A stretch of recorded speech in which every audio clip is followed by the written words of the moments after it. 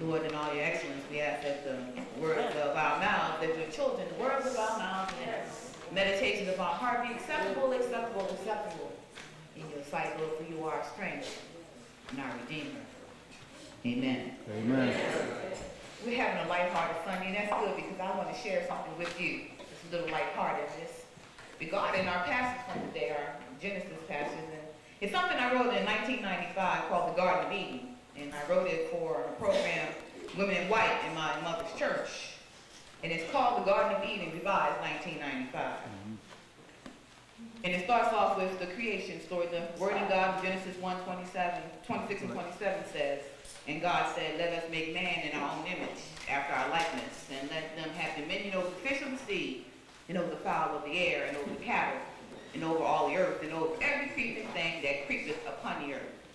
So God created man in his own image. In the image of God created he him, male and female created he them. So this takes us to the second chapter. Now we know in the second chapter, because it was read this morning by Sister Parker, the formation of the Garden of Eden took place. After the garden was allowed to grow for a while, the Lord realized he needed someone to cultivate it. So he picked up some dust from the earth, formed it into a shape, blew into his nostrils, and gave it life. He called the form man. The Lord watched as man went about his work. He also noticed every chance he got, he looked at his reflection in the water, admiring how good he looked. It was time to name the animals, so the Lord brought the animals one by one, so that man called Adam could name them and pick out a possible helpmate. As the process went on, Adam continued to admire himself, which made it difficult for him to pick a mate from among the animals. As with the men of today, he wanted something that looked good beside him. The Lord said, the next time I see Adam admiring himself in the water, I'll knock him out and make another one. So sure enough, the next time Adam was bent over the water, looking at his reflection, the Lord called him. When Adam looked up to answer, the next thing he knew, he was unconscious. While Adam was unconscious, the Lord took a rib and made another image, a better one.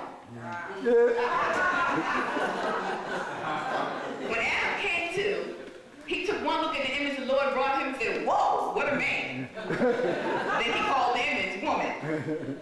One day, Adam was off doing whatever it is when men do when they go off without their wives, and left a woman called Eve alone in the garden. The serpent came by. He slyly looked around. So, Eve, where's Adam? Oh, he's off in the garden hanging out with the animals. Oh, so he, what they told you, what do you mean by that? Nothing. So you sure look good today. If I had me a woman like you, I wouldn't be out hanging with a bunch of animals. I'd be home with you. But I guess Adam doesn't know what he has. Serpent, you're talking strange. The woman took a look at him, and indeed, she was the only woman. So he said, how do you know I'm the only woman? Because the Lord told me so. He also told you that you couldn't eat of any fruit in the garden, and I happen to know that they taste good. No, serpent. The Lord told us that we can eat from all the fruit trees except for the trees of knowledge of good and evil, or we will surely die.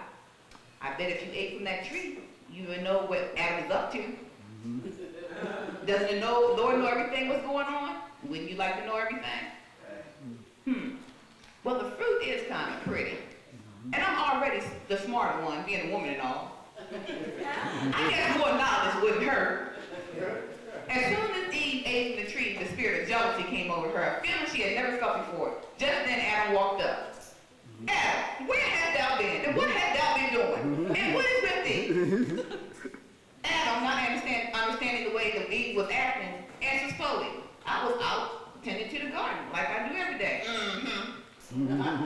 Adam, still not quite sure what was wrong, asked, where's dinner?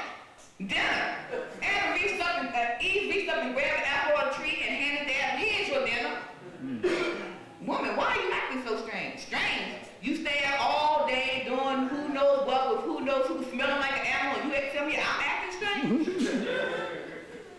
Eve didn't like this new feeling she was having, so she started to cry.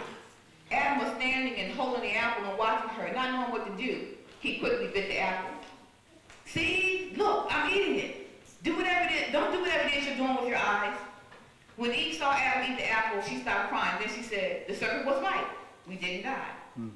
Since Adam ate the apple, he too had the spirit of jealousy. The serpent,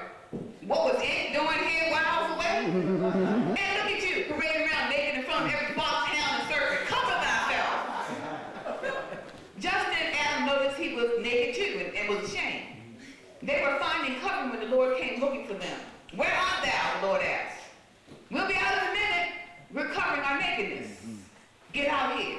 Who told you you were naked?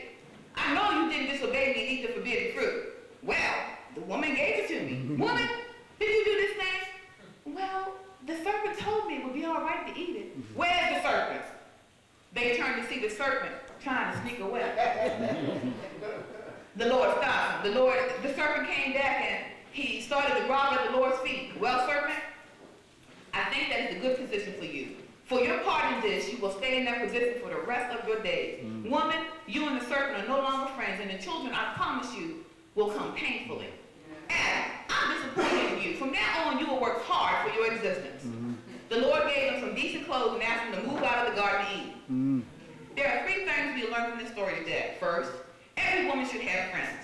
If there had been other women, they would have told Eve not to believe every time Dick and serpent that comes her way. Amen.